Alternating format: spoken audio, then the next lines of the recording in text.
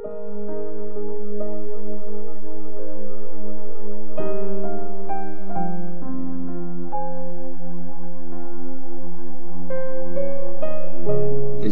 chapter 25. Ang hatol sa Amon. Sinabi sa akin ni Lord, "Tao, humarap ka sa lupain ng Amon at magsalita ka laban sa kanila. Sabihin mong makinig sila sa sasabihin ko. Ako si Lord God. Masayang masaya kayo nung makita niyong binaboy ang temple ko. Winasak ang lupain ng Israel at binihag ang mga taga-Juda. Dahil dyan, ipapasakop ko kayo sa mga taga-East. Magkakampo sila sa lugar nyo at titira doon. Kakainin nila ang mga prutas nyo at iinumin ang gatas nyo. Gagawin kong pastulan ng camel ang city ng Raba at kulungan naman ng mga tupa ang buong Amon. Tapos, malalaman nyong ako si Lord." Ito ang pinapasabi ni Lord God. Noon, pumalakpak ka at tumalon sa tuwa.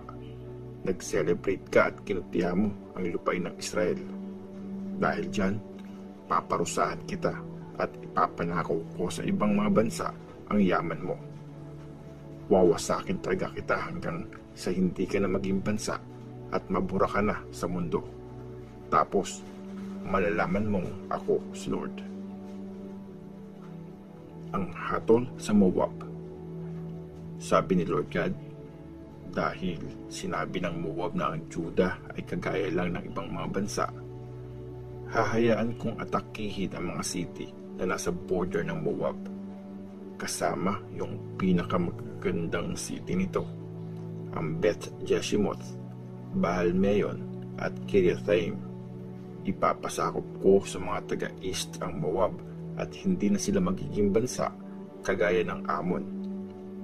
Paparusahan ko ang Moab at malalaman nila na ako si Lord. Ang hatol sa Edom. Sabi ni Lord God, mabigat ang naging kasalanan ng Edom kasi grabe ang pagganti nila sa Juda. Ngayon, paparusahan ko ang Edom at papatayin ang bawat tao at hayop dun. Gagawin kong tiwangwang ang lugar mula sa Teman hanggang sa Dedan. Mapapatay sa labanan ang mga tao. Gagamitin ko ang bayan kong Israel para gantihan ang Edom at ipaparamdam nila sa Edom ang sobrang galit ko. Malalaman ng Edom kung paano ako maghiganti. Si Lord God ang may sabi nito. Ang hatol sa Philistia. Sabi ni Lord God, galit na galit ang mga Philistines sa mga matagal nilang kaaway. Kaya ginantihan nila at winasak ang mga yon. Dahil dyan, aatakihin ko ang mga Philistines at uubusin ko sila. Wawasakin ko ang lahat ng Philistines na naiwang nakatira sa tabing dagat. Papahirapan ko talaga sila at gagantihan ng sobra. Matitikman nila ang galit ko. Tapos, malalaman nila na ako si Lord. Ezekiel chapter 26. Ang hatol sa Tyre. Nung unang araw ng buwan, nung pang-11 years ng pagkabihag sa amin, sinabi sa akin ni Lord, "Tao, ito yung sinisigaw dati ng mga taga-Tyre. Wasak na ang Jerusalem. Wala na ang kapangyarihan niya. Wala na kaming kalaban ngayon. Kaya ito ang pinapasabi ni Lord God. Kaaway niyo na ako, city ng Tyre. Ipapatake ko kayo sa maraming bansa at darating sila na parang mga alon na humahampas sa dagat. Wawasakin nila ang mga pader nyo at pababaksakin ang mga tower. Tapos, kakayurin ko ang lupa hanggang sa isang malaking bato na lang ang matira. Sa gitna ng dagat, gagawin na lang kayong lugar na pinagbibiladan ng mga lambat. Akong si Lord God ang may sabi nito. Kukunin ng mga bansa ang yaman ng Tyre at papatayin sa espada ang lahat na nakatira sa mga bayan niya. Tapos, malalaman ng Tyre na ako si Lord. Sabi ni Lord God, dadalhin ko ang pinaka-powerful na hari sa lahat, si King Nebuchadnezzar ng Babylonia, para atakihin ng Tyre. Sa north siya manggagaling kasama ang isang malaking army, mga kabayo, karwahe at mga bayo. Papatayin niya sa labanan ang mga nakatira sa lupain. Maghukay siya, magtatayo ng pagtataguan at pagdidikit-dikitin ang mga shield para maging matibay na depensa sa mga araw. Gigibain niya ang mga pader mo gamit ang mga troso at pababaksakin ang mga tower mo gamit ang mahahabang bakal. Sa dami ng mga kabayo niyang tumatakbo, matatakpan ka ng makapal na alikabok. Uuga ang mga pader mo dahil sa sobrang ingay ng mga kabayo niyang may hilang maliliit na sasakyang panggera at mga karwahe. Lalagpasan niya ang mga gate ng nasirang city. Mapupuno ng mga kabayo niya ang lahat ng kalsada mo at papatayin niya ang mga tao sa bayan mo gamit ang mga espada. Pati yung pinakamatitibay mong haligi, babaksak sa lupa. Kukunin ng mga kaaway mo ang mga ari-arian mo at paninda. Babaksak nila ang mga pader mo at gigibayin ang magaganda mong bahay. Tapos, itatapon nila sa dagat ang mga bato, kahoy at lupa. Ititigil ko ang lahat ng kantahan mo at hindi na maririnig ang tugtog ng mga harp mo. Gagawin kitang isang malaking bato na pinagbibiladan lang ng mga lambat. Never na ulit matatayo ang city mo. Akong si Lord God ang may sabi nito. Sinabi ni Lord God sa city ng Tyre, pag natatalo ka na, matatakot ang mga taong nakatira sa tabing dagat dahil sa tindi ng sigawan ng mga pinapatay. Bababa sa trono ang lahat ng leader ng mga isla. Uhubarin nila ang mamahalin nilang damit at takot na takot silang mapapaupo sa lupa. Masasyak sila at manginginig sa takot dahil sa mangyayari sa iyo. Kakantahan ka nila ng kantang pampatay. Bumagsak na ang city na sikat. Lumubog na sa dagat ang mga barko niya. Ang mga tao sa city na ito dating naghari sa dagat. Mga nakatira sa tabing dagat, takot sa kanila. Ngayon, sa araw ng kanyang pagbagsak, nanginig sa takot ang mga isla at nagulat ang mga tao sa kanyang pagkawasak. Sabi ni Lord God, papabayaan kita gaya ng wasak na mga city na walang nakatira. Tatapunan kita ng malalakas na alon ng dagat. Itutulak kita sa mundo ng mga patay para isama ka sa mga taong nabuhay noong unang panahon. Hahayaan kitang mabuhay kasama ng mga nasirang city at ng mga nasa mundo na ng mga patay. Hindi ka na ulit matitirhan at wala ka na magiging lugar sa mundo ng mga buhay. Nakakakilabot ang magiging katapusan mo at mawawala ka na. Hahanapin ka ng mga tao pero never ka nilang makikita. Si Lord God ang may sabi nito. Ezekiel chapter 27. Ang kanta ng pagluluksa. Sabi sa akin ni Lord, tao, kumanta ka ng kantang pangluksa para sa Tyre, ang city na nakatayo sa bungad ng dagat at nakikipag-trade sa mga bayan sa tabing dagat. Sabihin mo ito ang pinapasabi ni Lord God. O Tyre, sabi mo dati, perfect ang beauty ko. Nasa gitna ng dagat ang tahanan mo. Ginawa kang kagaya sa magandang barko. Mga kahoy galing sa Mount Hermon ang pinanggawa sa iyo.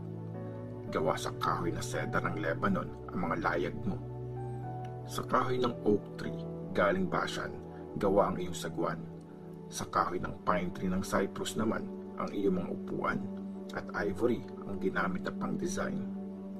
Binorodang linen galing Egypt ang pinanggawa sa iyong layag. Kitang-kita ito kahit sa malayo. Telang blue at violet galing Cyprus ang ginamit para maging silong mo. Taga Sidon at Arvad ang nagsasagwan sa iyo. Magagaling na tao ang iyong mga marino. Mahuhusay na taga Byblos ang iyong kasama. Nire-repair nila ang kahit anong sira.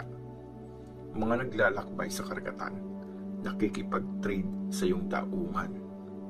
Mga taga Persia, Lydia at Libya ang army mo. Sinasabit nila sa iyo ang mga shield at helmet at binibigyan kanila ng karangalan. Mga taga Arvad at Helek ang nagbabantay sa palibot ng mga pader mo. Sa mga tore mo naman, mga taga Gamad ang tagabantay. Sinasabit nila sa mga pader mo ang mga shield nila. Lalo ka pa nilang pinaganda. Nakikipag-trade sa iyo ang Spain. Grabe kasi yung yaman mo. Silver, iron, tin at lead ang binabayad nila kapalit ng mga paninda mo. Pati ang Greece, Tubal at Meshek nakikipag-trade din sa iyo. Nagpadala sila ng mga alipin at mga bronze na gamit kapalit ng mga produkto mo. Yung mga taga Bet Togarma, binibenta nila yung mga kabayong panggera at mga mule nila kapalit ng mga produkto mo. Nakikipagpalitan sa iyo ng produkto ang mga taga Rhodes. Bumibili din sa iyo yung mga bayan sa tabing dagat. Mga pangil ng elepante at maiitim na kahoy ang pinambabayad nila sa iyo. Bumibili sa iyo ang mga taga Syria kasi marami kang tinda. Mga emerald, violet na tela, binurdahang damit, telang linen, mga coral at ruby ang binabayad nila sa iyo.